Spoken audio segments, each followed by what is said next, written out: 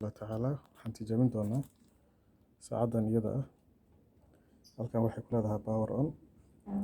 waxaan gacanta ku haystaan oo ujeedaan waa fargashiga, waxa weeye gashigaas weeye dareemi karaysaan oo kaa dhinac kasta ka eeg shintii waatan shidan doonaa.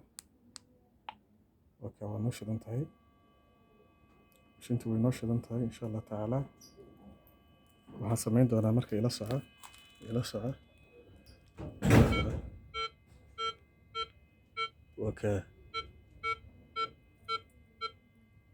gacantayda dee kuma shaqeynayso, ujeedaan waxba kuma hayo, laakiin maxaan soo qaadanayaa fargashiga bahalka la yidhaahdo gashigaas.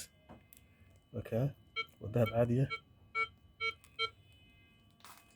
way shidanta waad ujeedaan insha Allah tacaala.